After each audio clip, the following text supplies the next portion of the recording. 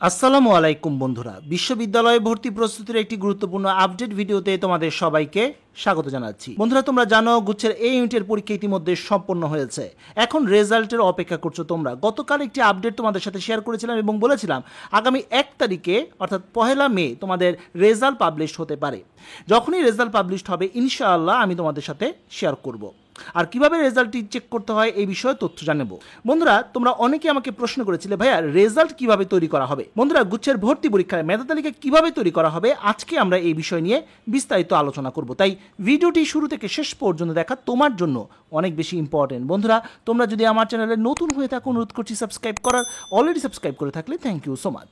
চলো শুরু করা যাক। মেধা তালিকা কিভাবে করা হয়। মূলত গুচ্ছের প্রাপ্ত নাম্বার 100 আর এখানে 30-এ পাস নাম্বার ধরা হয়েছে। তুমি কোটা শিক্ষার্থী হও বা সাধারণ শিক্ষার্থী হও, সবার জন্যই 30-এ ন্যূনতম পাস করতে হবে। এটা মোট নাম্বার, প্রতি সাবজেক্টে আলাদা আলাদা করে না। মোট যদি তুমি 30 পাও তাহলেই পাস হিসাবে গণনা করা হবে। তখন তুমি গুচ্ছের যে বিশ্ববিদ্যালয়গুলো রয়েছে সেইগুলোতে আবেদন করতে পারবে। পাশাপাশি যারা আর্কিটেকচারের পরীক্ষা দিবে বা ব্যবহারিক পরীক্ষা দিয়েছো তাদের নাম্বারটাও কিন্তু যুক্ত হবে মেরিট লিস্ট প্রকাশ করার ক্ষেত্রে। পাশাপাশি জিপিএটাও কিন্তু কাউন্ট করা হবে। প্রশ্ন আসতে পারে ভাইয়া এত সব বিষয়গুলো নিয়ে কিভাবে মেরিট লিস্ট প্রকাশ করা হয়। বিজ্ঞান ইউনিট নিয়ে প্রথমে আমরা আলোচনা করি। প্রথমত দেখা হবে তোমার জিএসটির মোট স্কোর তুমি কত পেয়েছো। এরপর জিএসটির এমসিকিউ পদার্থের স্কোর, এরপর জিএসটির এমসিকিউ রসায়নের স্কোর, এরপর জিএসটির মোট জিপিএ, এরপর মোট মার্ক অর্থাৎ এইচএসির মোট মার্ক, এরপর এইচএসির পদার্থবিজ্ঞানের জিপিএ, এইচএসির পদার্থবিজ্ঞানের মার্কস, এইচএসির রসায়নের জিপিএ, এইচএসির রসায়নের মার্ক এবং এসএসসির মোট জিপিএ। এই সব কিছু মিলিয়ে মূলত তোমার মেরিট লিস্ট প্রণয়ন করা হবে। এবার আসি মানবিক শাখা। মানবিক শাখার প্রথম যে বিষয়টি দেখা হবে জিএসটির এমসিকিউর মোট স্কোর, এরপর জিএসটির এমসিকিউর বাংলা স্কোর, জিএসটির এমসিকিউর ইংরেজি স্কোর, এরপর এইচএসির মোট জিপিএ, এইচএসির মোট মার্ক, এইচএসির বাংলা জিপিএ, এইচএসির বাংলা মার্কস, এইচএসির ইংরেজি জিপিএ, এইচএসির ইংরেজি মার্ক এবং সর্বোপরি দেখা হবে এসএসসির মোট জিপিএ। এই সব কিছু মিলিয়ে মানবিক শাখার মেরিট লিস্ট প্রণয়ন করা হবে।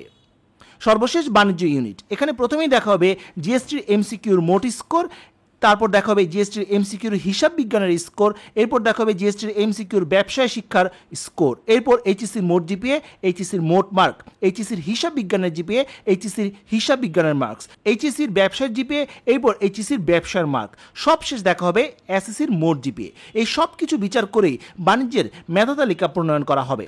আর তোমাদেরকে যখন রেজাল্ট পাবলিশ হবে, তুমি যে ইউনিটের শিক্ষার্থী হও না কেন, তোমাকে দুটি জিনিস দেওয়া হবে। একটি হচ্ছে মেরিট পজিশন, দ্বিতীয়টি দেওয়া হবে তোমার গুচ্ছের স্কোর। যে সকল বিষয়ে ব্যবহারিক পরীক্ষা আবশ্যক সে সকল বিষয়ে ভর্তির ক্ষেত্রে ব্যবহারিক পরীক্ষার ফলাফলের সাপেক্ষে স্বতন্ত্র মেধা তালিকা প্রকাশ করা হবে।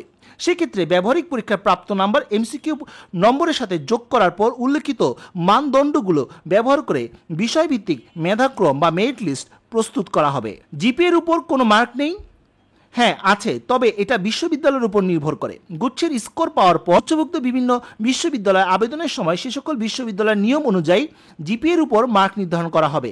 গুচ্ছের বিশ্ববিদ্যালয় ভেদে জিপিএর উপর 10 থেকে 50 নম্বর পর্যন্ত রাখা হয়। কোটার সুবিধা কি পাবো। গুচ্ছে কোটা আছে, তবে এটা বিশ্ববিদ্যালয়ের উপর নির্ভর করছে। গুচ্ছের স্কোর পাওয়ার পর গুচ্ছভুক্ত বিভিন্ন বিশ্ববিদ্যালয় আবেদনের সময় সেই বিশ্ববিদ্যালয়ের নিয়ম অনুযায়ী কোটার সুবিধা পাওয়া যাবে। মূলত জিএসটির ওয়েবসাইটের মাধ্যমে বিশ্ববিদ্যালয় আবেদনের সময় কোটা তথ্য দিতে হয়। এবার আসি গুচ্ছ ভর্তি পরীক্ষার রেজাল্টের পর থেকে পরের ধাপগুলো কি কি রয়েছে সেগুলো এক নজর জেনে নেই।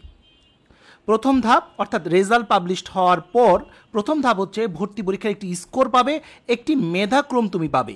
সেটা পাওয়ার পর 24টি বিশ্ববিদ্যালয়ের নিয়ম অনুযায়ী জিএসটির মেইন যে ওয়েবসাইট রয়েছে সেই ওয়েবসাইটে তোমরা আবেদন করতে পারবে। অর্থাৎ আবেদনটা সেন্ট্রালি হবে এবং যতগুলো তুমি বিশ্ববিদ্যালয়ে আবেদন করবে সেই বিশ্ববিদ্যালয় অনুযায়ী তোমাকে পেমেন্ট করতে হবে। তুমি যদি দুটি বিশ্ববিদ্যালয়ে আবেদন করো তাহলে 1000 টাকা, তার মানে হচ্ছে প্রতিটি বিশ্ববিদ্যালয়ে 500 টাকা করে। তুমি যদি 10টি বিশ্ববিদ্যালয়ে আবেদন করো তাহলে সেই অনুযায়ী তোমাকে পেমেন্ট করতে হবে। এরপর দ্বিতীয় ধাপে মূলত আবেদন করার পর 3 থেকে 4টি মেরিট লিস্ট প্রকাশ হবে, মাইগ্রেশনও হবে। এখন প্রশ্ন আসতে পারে ভাইয়া 3 থেকে 4টি মেরিট লিস্ট দিবে নাকি এর চেয়ে বেশি দেয়। গত বছর যদিও বলেছিল 3 থেকে 4টি দিবে, কিন্তু পরবর্তীতে কিন্তু 6টি মেরিট লিস্ট তাদেরকে দিতে হয়েছে। আসন শূন্য থাকা সাপেক্ষে জিএসটি কর্তৃপক্ষ মেরিট লিস্টের পরিমাণ বাড়াতেও পারে। তবে জিএসটি যে প্রসপেক্টাস রয়েছে সেখানে 4টি মেরিট লিস্টের কথা বলা হয়েছে বা 4টি মাইগ্রেশনের কথা বলা হয়েছে। এরপর আসবে তৃতীয় ধাপ। তৃতীয় ধাপটি মূলত যখন তুমি মেরিট লিস্ট প্রকাশ হবে তখন যদি কোনো একটি সাবজেক্টে চান্স পাওয়ার পর তোমাকে নিশ্চয়ন করতে হবে। তুমি যদি নিশ্চয়ন না করো পরবর্তী ধাপে তুমি যেতে পারবে না বা ভর্তি হতে পারবে না বা মাইগ্রেশন হবে না।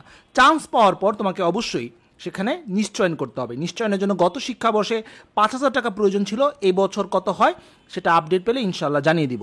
এরপর যে বিশ্ববিদ্যালয়ে তুমি নিশ্চয়ন করবে সেই বিশ্ববিদ্যালয়ের নিয়ম অনুযায়ী তুমি পেপারস জমা দেবে এবং পরবর্তী যে ভর্তির ডেট থাকবে সেই ডেট অনুযায়ী তুমি ভর্তি হয়ে যাবে।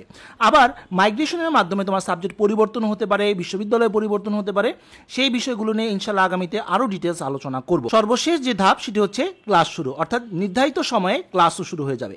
যাই হোক বন্ধুরা, এই ছিল গুচ্ছের রেজাল্টের পর থেকে পরে যে ধাপগুলো রয়েছে সেগুলো কি কি হতে পারে। তো বন্ধুরা, এই ছিল আজকের মতো ভিডিও। আজকে আমরা জানতে পারলাম গুচ্ছ ভর্তি পরীক্ষায় মেধা তালিকা কিভাবে তৈরি করা হয়, কিভাবে স্কোর নির্ধারিত হয় এবং জিপিএর স্কোর বা কোটার ব্যাপারেও তথ্য জানতে পারলাম। আশা করি তথ্যগুলো তোমাদের কাজে আসবে। তো বন্ধুরা, যে পর্যন্ত সবাই ভালো থাকো, সুস্থ থাকো।